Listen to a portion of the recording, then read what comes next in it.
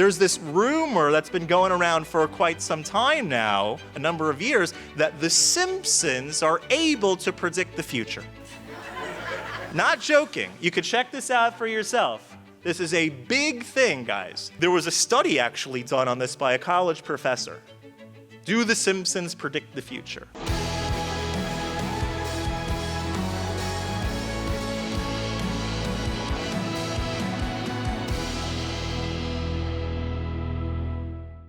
Prophecy is a core belief in Judaism. We believe that God communicates to human beings. God that has the capacity to communicate towards human beings. It's actually one of the 13 principles of faith. Not only did God give the Torah as a one-time event, but that God continued after that, not giving laws, but inspiring human beings to give over messages that were relevant for their times. In fact, the word for prophet in Hebrew is a navi. If a person's a prophet, they're a navi. And that comes from the words niv savsayim, which means fruit of the lips. Right? So, fruit of the lips. It's something that comes out. It's a divine message. Now, what exactly is prophecy? Because there's a lot of ways that a lot of people define prophecy. We're going to talk about the Jewish way of how prophecy is defined. So a prophet is someone that receives messages from God in order to transmit to people. And again, it is one of the 13 principles of faith that God communicates through prophets. Now, what exactly is in these messages? What are in these very vivid messages from God? Well, it's not the purpose of existence, or it's not to legislate laws. All of that is done where? Right, in the Torah, at Sinai. All of the laws that we have, and all of the purpose for existence, all of that real solid core content was given to us at Sinai. So we don't need a prophet to come along and tell us anything like that. In fact, a prophet's job primarily, or one of the many jobs, but really the primary focus of the prophet was to make corrections in the direction in which Jewish society or non-Jewish society was taking. To make corrections in society at large. God sends a messenger with a message to tell the people, you're doing something that you shouldn't be doing, correct yourself or there's going to be trouble. That's essentially the message. Okay? So sometimes it was to tell the future, that this is going to be what's going to be, in order to encourage people to fulfill their mission in life. These were different reasons that prophecy was sent. Again, sometimes to tell the future, to inspire people, to get them ready and excited. So, for example, Isaiah, the prophet Isaiah, Yeshaya, speaks about the Messianic redemption, tells us about what's going to be, the culmination of all of the reward for all of our efforts and all of our work through all the generations, to inspire us, to tell us, okay, this is what we have to look forward to, this is what's coming. Or another reason a prophet is sent, because we're slacking off, and it's to warn us of dire consequences to come in the future. Like, hey, buddy, change your act, get your act together, or this is what's going to happen. We're going to lay it out real clear. Okay, so, and that's we find that by the prophet Jeremiah, for example, who describes the destruction of the holy temple. We find that by Jonah, who is sent to Nineveh to warn that the city is going to be destroyed unless the people change their ways. So it could be to inspire us about the future. Here's a prophetic vision about the future, and that's to inspire us. Mashiach's coming, it's going to be great. Or it's, here's the future that's coming with the way things are going now, let's make some changes. Okay, so far so good? Good. Now, a lot of prophecy was not recorded. In fact, there were many, many prophets that lived in biblical times. We tend to think of the prophets as the people that are recorded in the Hebrew Bible, or the prophetesses that are recorded in the Hebrew Bible. But the truth of the matter is that there were hundreds of thousands, even as much as 1 million different prophets during that time. Now, how come they're not recorded in the Tanakh? Why aren't they found in the Hebrew Bible? Because the only things that are written down in the Hebrew Bible are things that are relevant to all people at all times. In other words, if the message was just for this generation to correct a certain trend in society that this generation was challenged with, was struggling with, that prophet fulfilled his mission, but it didn't need to be recorded for time immemorial. The only prophecies that are written in the Hebrew Bible are the ones that are eternally relevant, not just for that particular generation or that particular region. Okay, but as far as the amount of prophets that there were quite some time. We'll come back to this idea in just a few moments. Another thing that's important to remember is that there are certain times, overall, a prophet is not allowed to change any law. And we're going to talk about this in a minute as well, that if a prophet comes along and tells you that one of the laws in the Torah are no longer are obsolete, you don't have to follow it anymore, you know he's a false prophet. Put that on the back burner for just a moment. There is an exception. If there is a one-time sort of scenario that the prophet says, that not that the thing is obliterated forever, but for example, Elijah the prophet. So Elijah the prophet, in order to prove to the Baal worshippers, they offered a sacrifice, and the Baal people offered their sacrifice, and the Jews offered their sacrifice, and offering a sacrifice outside of the Holy Temple is not something that's allowed. But the prophet was Eliyahu, right? I'm saying Eliyahu to prove to the Jews. Thank you. So Eliyahu, but on the Jewish side of the matter of the debate.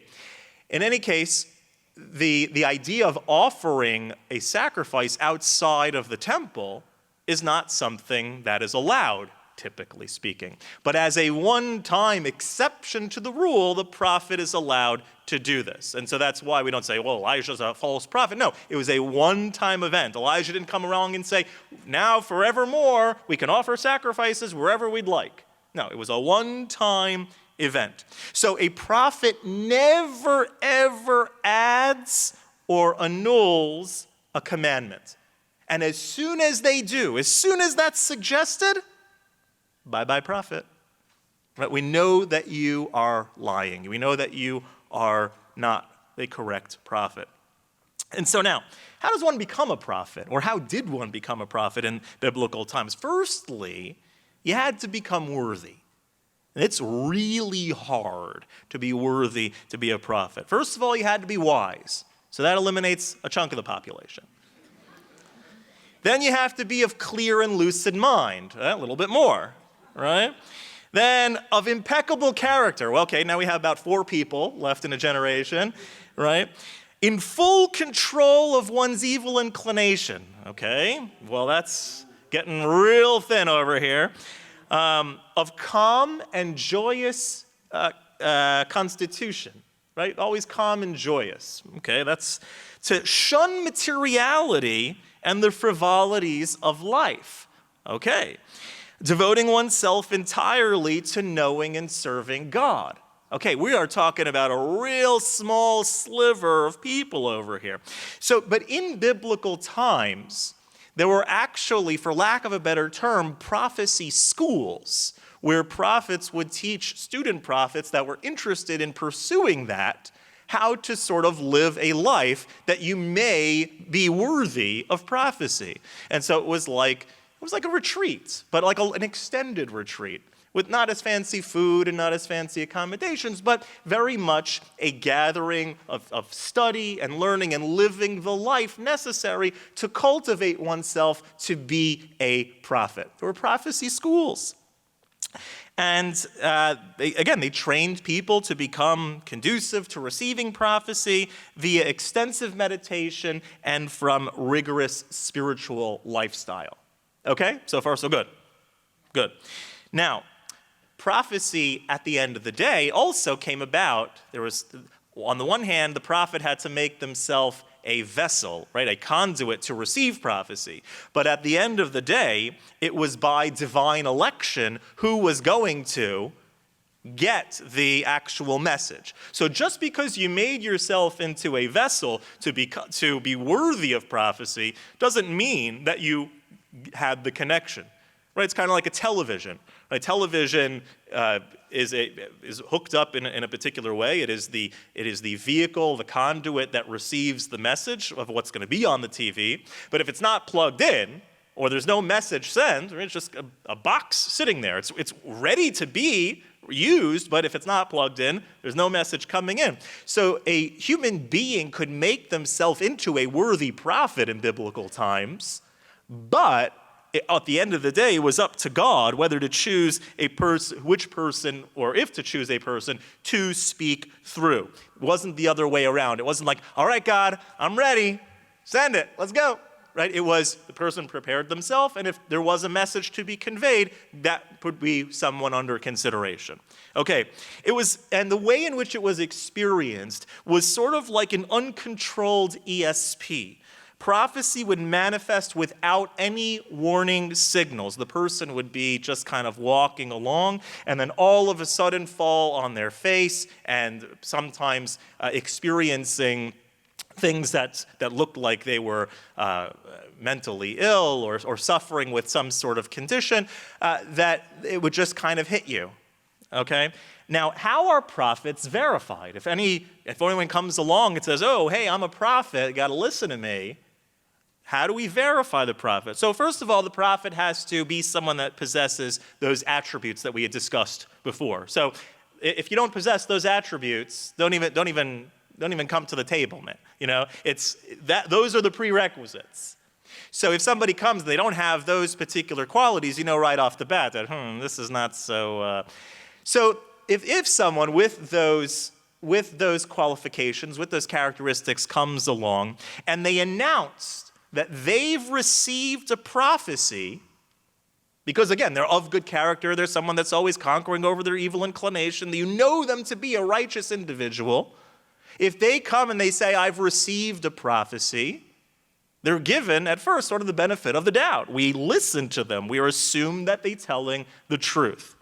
Now, we have to then trust but verify, right, that the accuracy of this prophet's prophecy, of this proclaimed prophet's prophecy. And in other words, we have to see if what he says comes into fruition. Now, here's the story, though. There are two criteria that are needed for the prophecy to be considered something that's a legitimate prediction of something to come. Okay? And that is specificity and non-predictability to be a viable prophecy. So it has to be specific, very clearly specific, and something that's not really predictable. So I'm from Florida, and every day in Florida, from 3 o'clock till 4 o'clock, it rains. Okay? And it's like you can almost time it on your watch. So if I say, I am coming out as a prophet, and I predict that tomorrow in Florida, from 3 to 4, it is going to rain. And you know what happens tomorrow from 3 to 4? It rains. That is not a prophecy because it has to be something specific, but it also has to be something non-predictable. If I say that tomorrow from 4:07 till 5:42, it's going to rain upwards, red rain, like up from the ground to the sky, now we're talking. Because that's very specific and that's very non-predictable. So it has to have these clear elements connected with it to be considered prophecy. Now, it's interesting that when it comes to making a prophecy about something negative, though, if it doesn't come into fruition, we don't necessarily cancel out the prophet. Because if he predicts something negative is going to happen, specifically and whatnot, and it doesn't come about, it could be that the people heeded his message, they did teshuvah, they repented, and it didn't come into fruition. So we don't say, oh, you're not a prophet because you said it was going to be this terrible situation, and that terrible situation didn't happen. We don't necessarily say that because, again, the people could have repented. It could have been a different destiny set now that they've changed their timeline through teshuvah. Okay? So again, prophecy entails specificity and non-predictability. And so when you hear about things like Nostradamus, for example, where someone says these sort of vague statements that there's going to be a king that will arise in the West, right, which is very non-specific, and usually it's something that's interpreted as something in hindsight, like after something happens, it's like, oh my gosh, that could be the Kennedy assassination. Oh my gosh, that could be 9/11. And we're gonna elaborate on this as we continue this discussion, because we're gonna come back to that. But that would, again, that person wouldn't fall under the qualifications of declaring prophecy. Because again, this vague language that is only viable in hindsight, or only can make sense of it theoretically in hindsight, doesn't fit the bid. Now, it's interesting because in the Torah text itself actually makes a very clear prophecy that we see taking place. And each prophecy along the way sort of makes the one before it even harder to fulfill, making it more of a clear prophecy. What we mean by that is Torah prophecy tells us, book of Leviticus, book of Vayikra, for example, it says, and you, Jewish people, I will scatter you among the nations. I will unsheath the sword against you, leaving your country desolate and your cities in ruins. The Torah tells us you're going to sin, you're going to be scattered across the world, right? And being exiled was something very rare in the ancient world. It wasn't something common. Usually, if you came in, usually the way in which things worked was you would rather take the people as slaves or take them as people that can be a taxable party. To exile, to say, all right, get out, was not a common theme in biblical times, in ancient times. And so when the Torah tells us you're going to be kicked out, which was something very untraditional in those days, that would be a prophecy. Now, some prophecies, again, make it even harder to fulfill the prior one, making it even more solidified. So, for example, the Jews are told also in the book of Bereshit, in the book of Genesis, that they're going to be an eternal nation. So they're going to be an eternal nation. Being an eternal nation, that's something that's even more unlikely considering that you're going to be exiled, right? So first, the Torah is telling us you're going to be an eternal nation. You're going to be forever and ever and ever. But the Torah also tells us you're going to be exiled throughout the world, which makes being an eternal nation a really difficult thing. So the Torah is very specific and talks about something that's not predictable by any sort of rational standards. The Torah also tells us that we're going to always remain few in numbers, right? Even now, we've been existing for so long. We're 3,300 years from Sinai, and we're only 14 million people or so. So the Torah tells us you're going to be small in numbers, you're going to be exiled, you're going to be an eternal nation. All three of those factors together make it really difficult to fulfill. Yet we see we're living examples of a prophecy. We're always been unpopular in our host countries, and the Torah tells us that this is going to be the way it's going to be. Book of Devarim, book of Deuteronomy. You're not going to be liked. Wherever you go, you're not going to be liked. You're going to always be in small numbers, but you're going to be an eternal nation. That's a prophecy. That's specific and unlikely. So what is it like to experience prophecy? It's like an overload on the mental equipment of the receiver. So it's like a megawatt signal to a low wattage instrument. It's like, boom, overpowering. Prophecy it frequently, again, caused fainting. We talked about this earlier. Temporary insanity even. Involuntary muscle spasms and seizures. Some prophets received a signal in their sleep, having extremely enigmatic dreams, and then when they woke up from the sleep, they were able to interpret it correctly.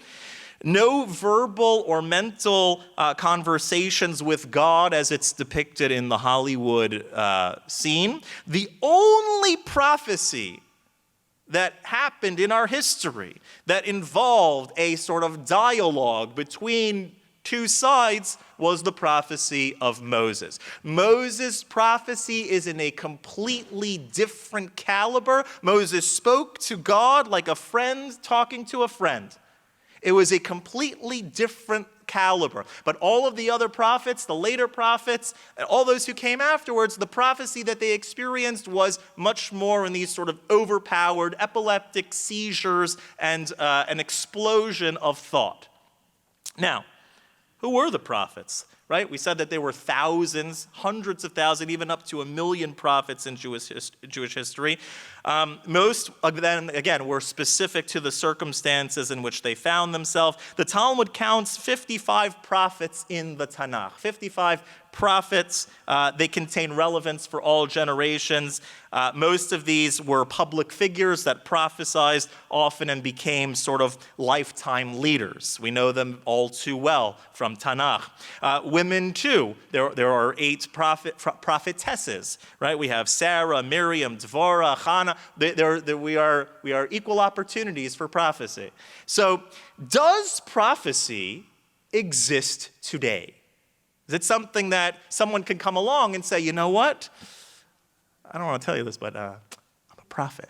Can that happen today? Well, officially, prophecy ended 23 centuries ago, in the first generation of the Second Temple era. It went away. There are certain conditions that are necessary for it. When the desire for idolatry ceased, so did the ability for prophecy. You know, God makes everything in creation one thing opposite the other. We sometimes ask ourselves, how is it that back in the day why were they you look through Tanakh, look through the Hebrew Bible, and you see the Jewish people constantly running towards idols and black magic and all sorts of things that were why were they weren't stupid people. Why were they always running after it? Well, if you live in a generation where there's open miracles, where there's a holy temple, where there's prophets running around, right? Where there's prophecy and all sorts of positive influences, well, in order to preserve free will, God has to make equal access and drive towards the negative as well. And so there was extra drive in the Yetzer Hara for things like idolatry and black magic. So prophecy and idolatry are two sides of the same coin, one from the side of holiness, one from the side of unholiness. Because the way in which a person transcends themselves in the holy sense is through becoming a prophet, through achieving this meditative sense, this transcendence of the self. The way in which a person achieves transcendence in the side of unholiness comes from idolatry, from black magic, from the occult. And so when the drive for idolatry diminished from the world, when it left the world, none of us today are running after idols, right? We're not like, I must worship an idol today. That's how it was in the biblical times. When that went away, the ability to become a prophet also went away. And as time goes by, our spiritual awareness, our spiritual sensitivity decreases over time. One of the things our tradition teaches, that if in the earlier days, in the earlier generations, if they were considered angels, we're considered people. But if they were considered people, we're considered donkeys. Because spiritually speaking, there's a devolution. We're devolving in our spiritual sensitivity. And so what they were able to achieve in biblical times, their susceptibility to holiness, has been diminished in our times. Now, there is a lesser form of prophecy that was available and continues to be available, and that is called Ruach HaKodesh, right? Divine inspiration, divine intuition. And this remains something accessible for the righteous. The righteous, even in our times, can have a degree of divine insight that is greater than what the human being can understand. It is a divine message, if you will, but at the same time, not something that is on the qualitative level of prophecy coming through vision. Okay? So far, so good. Now, it is achieved, again, through the righteous and meditation techniques. Study and meditation allow a sort of grand vision, the ability to blur the senses, to have extrasensory perception, and to visualize more than the three dimensions of reality that we're usually in touch with. Okay? Now, the truth of the matter is that even in the times of the Second Temple, at the beginning of the Second Temple time, that's when prophecy as a practice officially ended. Mashiach himself, though, is called a prophet. In the Messianic era, prophecy is going to return. It's going to be a universal phenomenon. We'll all be able to be outside the three-dimensional thinking and worldview that we have. And shortly before the Messianic era as well, prophecy will begin to show itself in little glimpses as well. There are many prophecies about Mashiach. That's one of our big prophecies in our faith.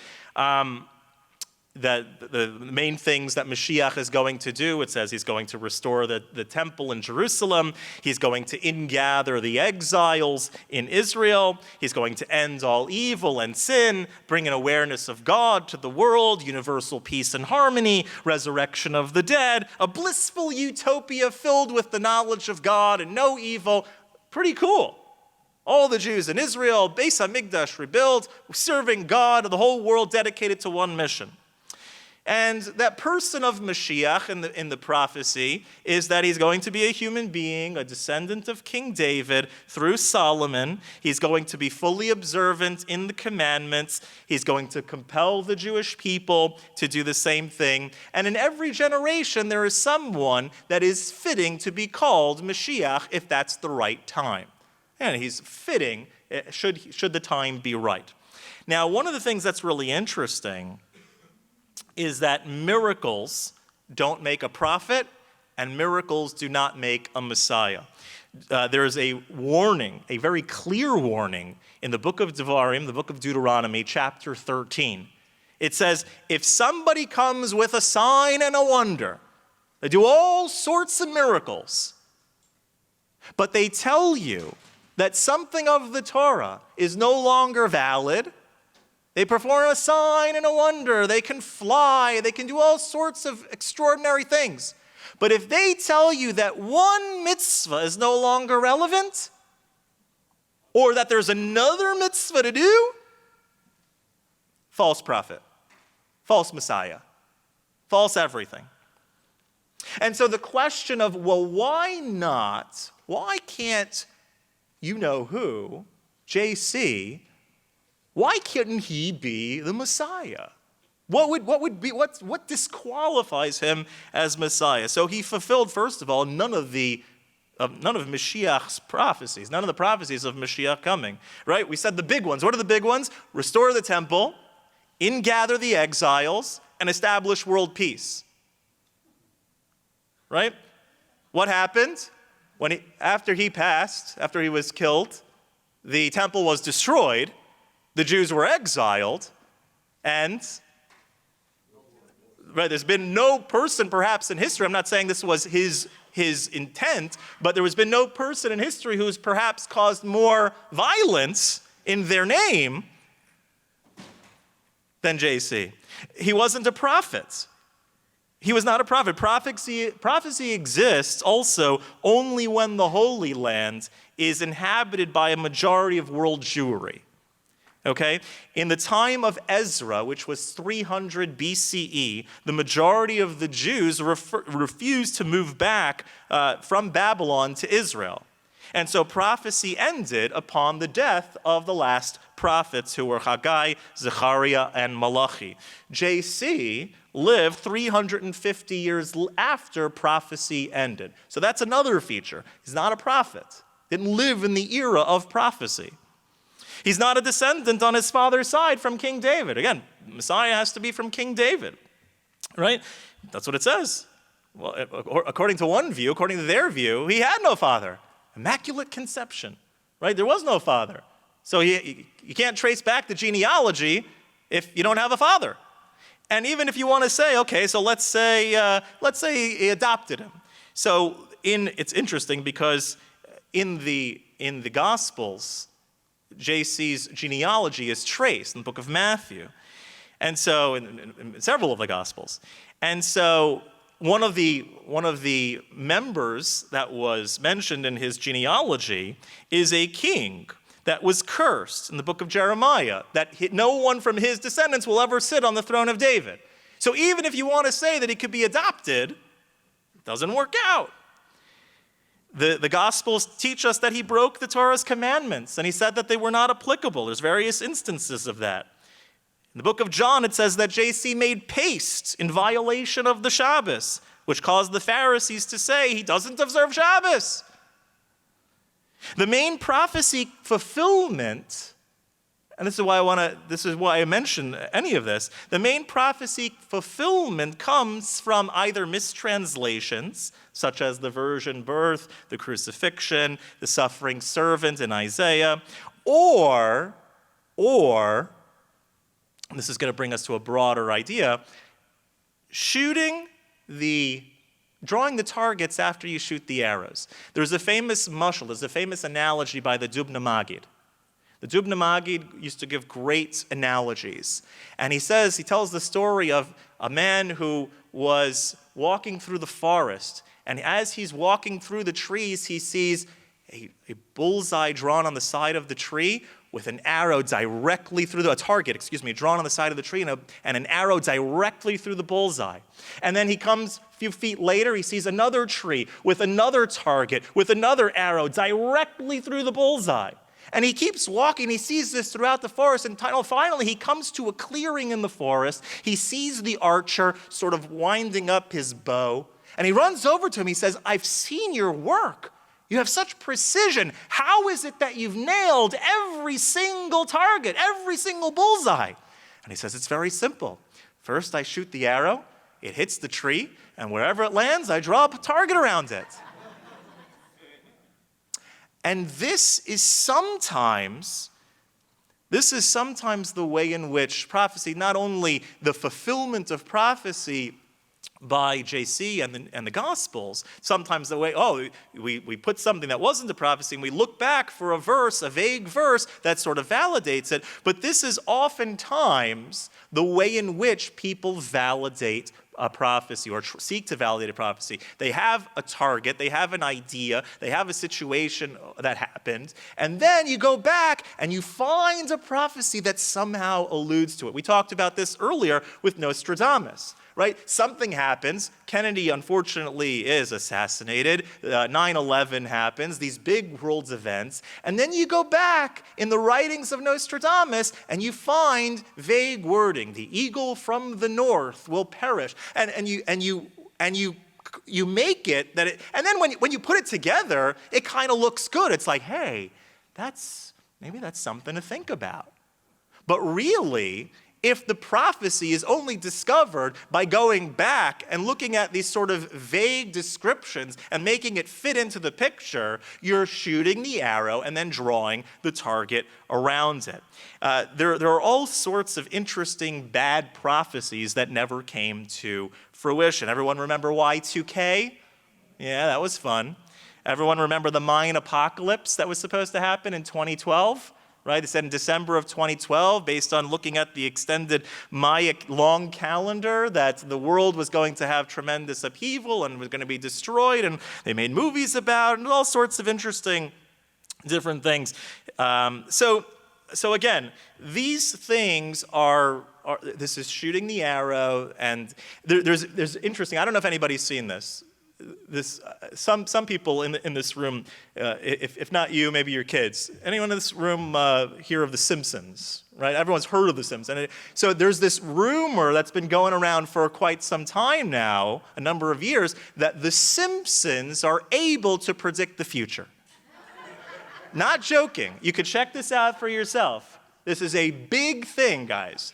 The Simpsons can predict the future. And how exactly is this proven? How exactly is this shown? Don't check it now, but check it after. You'll see it's a huge thing. It's a huge discussion. They called Trump to be president.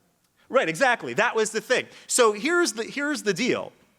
They'll put two things next to each other. They'll say, they'll show a video clip from about Donald Trump as president on The Simpsons from like 2012, right? Long before he ever came down the escalator, long before any discussion. They'll say, look, it looks just like what actually happened. But what a lot of people don't know, because Trump only became a main leader in 2015, 2016, he did actually consider, and he did make an attempted presidential run in 1999. Check it out. And so what The Simpsons does, what they do is they are a satirical comedy. And so they want to pick, okay, what's the most far-fetched thing we can get for society, right? And we'll put it on, and that'll be, it's funny because satire is funny. And so they're like, all right, who are we going to make the president? All right, Donald Trump. That's it was something kind of unexpected in the early 2000s. So, but Donald Trump was very much a known figure. I would be much more impressed if in the year 2000 or the year 1995, they said this man named Barack Obama was going to be president, who in 2005 and 2000, no one had ever heard of Barack Obama. But for the last 40 years, everyone has known the name Donald Trump. And so again, it was satire, it came true, but it was like, okay, well, that. And so then they showed, they put it back side to side so it looks like, oh my goodness. So they showed Lisa Simpson as president, right? And she's wearing a purple suit, a purple like a pantsuit. And then who do they have next to it? Kamala Harris wearing a purple pantsuit. Oh my gosh, prophecy fulfilled. But the thing to know is that this had been a color already been used. First of all, pantsuits came in with Hillary Clinton, right? Something a long time ago already. And purple was a color that was symbolic of the unity between the Democrats and the Republicans, the red and the blue. Right? So purple was a symbolic color. So again, there's another one about 9/11 where the magazine shows like $9 and it's right next to the Twin Towers and it looks like 9/11 because they're right next to each other. There are a few that are even forgeries on there. On these videos that they make, like, oh my gosh, there's one about COVID that they've actually manipulated. It wasn't really about COVID, but they had people with like masks on and so forth. So again, there was a study actually done on this by a college professor. Do The Simpsons predict the future? First of all, the answer is no. But when you have a satirical comedy that has been on for like 35 years, all sorts of episodes and scenarios and situations, there are going to be some things that overlap and either actually come into fruition or are kind of close and look kind of interesting in retrospect, in hindsight. And so if you take all the things that didn't come to fruition, you'd be in the millions. But then you take, again, because this is the idea, you take the arrow, you fire it, and then you draw the target around it. It looks so good, like right there, that picture, that moment, and this moment, they look exactly alike. Oh my gosh, prophecy fulfilled. Not how it works, guys. Yes, right, exactly. So here's one of my favorites. There was among some Christian groups during World War II, there was this idea that the events that were happening were going to usher in the second coming of JC. That the war was going. And how did they prove it? What was the sort of prophecy that was used to sort of confirm that idea? They took the world leaders that were around in World War II, the main leaders of World War II, of the countries. So they said, okay, well, who's in England? You got Churchill. Who's in Germany? You got Hitler. Who's in the United States? You have Roosevelt. Who's in Italy? You have Mussolini, but he's called Il Duce, right? Who's in Russia? Who's in the Soviet Union? Stalin. Who's in Japan? General Tojo. So wait a second. Churchill, C. Hitler, H. Roosevelt, R. Il Duce, I. Stalin, S. Tojo, T. Oh my gosh, it's a coming. Now why, based on our criteria, we can understand why that wouldn't work. Because, again, take a look at, and again, at first glance, it sounds kind of interesting. It sounds a little spooky even. But when you think about it, what did they do in this case to sort of force the result that they were looking for? Why wasn't Mussolini called Mussolini? Why do you have to call him by his nickname? Because that's going to make it fit. If you're going to call Mussolini Il Duce, you have to call Hitler Der Führer, and you don't have the H. But it was used in this particular way in order to make it work, and again, when you look at it on the surface, it's like, wow, that's really interesting. But when you look at it with a more precise lens, you see, wait a second, this is not specific and unlikely. This is not clear. This is sort of utilizing it and making it fit in a way that I want it to be. In Japan, General Tojo, why use the general? He wasn't the emperor at the time. In England, why use Churchill? Why not use the monarch? Why not use the king?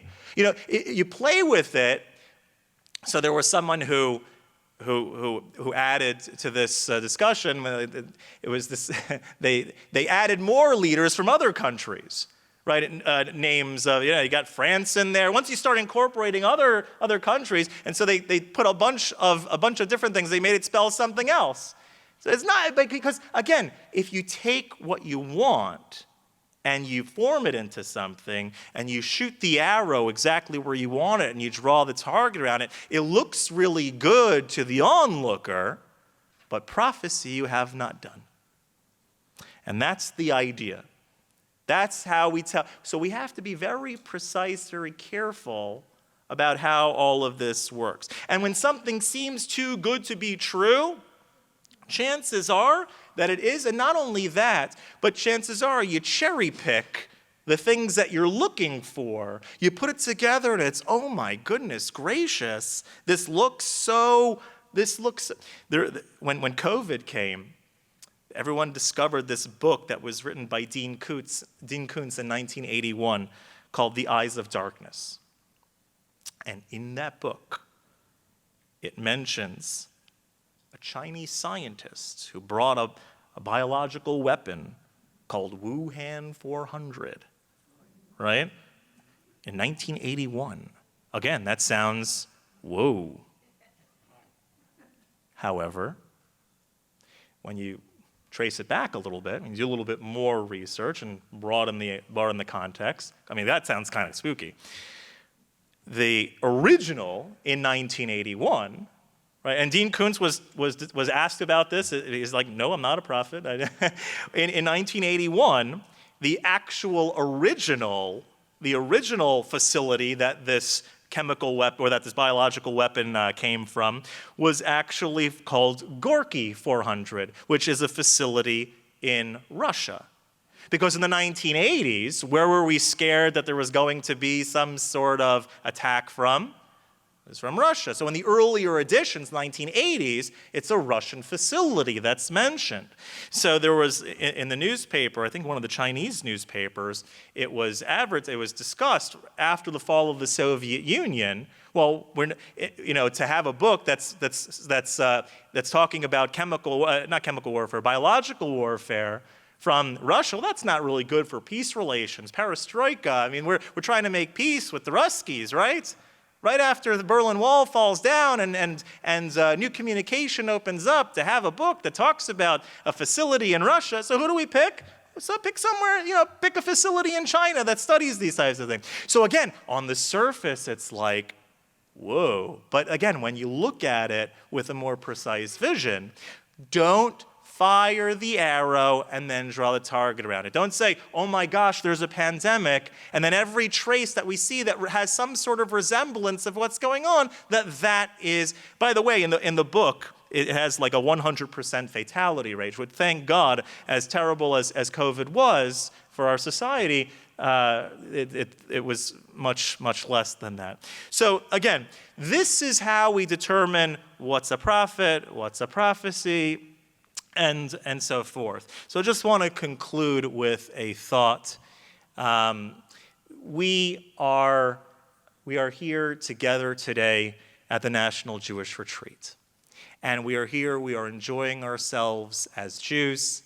We are connecting not only with our inner Jewishness, our own tradition, our own soul, we're connecting with other people, many like-minded people, and just really kind of finding a new awakening within ourselves, a new inspiration within ourselves. We are living the fulfillment of prophecy. What did we say that the Torah's main prophecy was? The key prophecy is that you're going to be the smallest of the nations. You're going to be hated by your host countries. You're going to be exiled, which was something uncommon in the ancient world. And no matter what, you're going to be an eternal nation. Nothing is ever going to destroy you. Everyone in this room is a living fulfillment of prophecy. So let's make sure that not only do we live up to the fulfillment of the prophecy, but that we keep the prophecy going by educating our children, our grandchildren, and all generations to come. Thank you very much.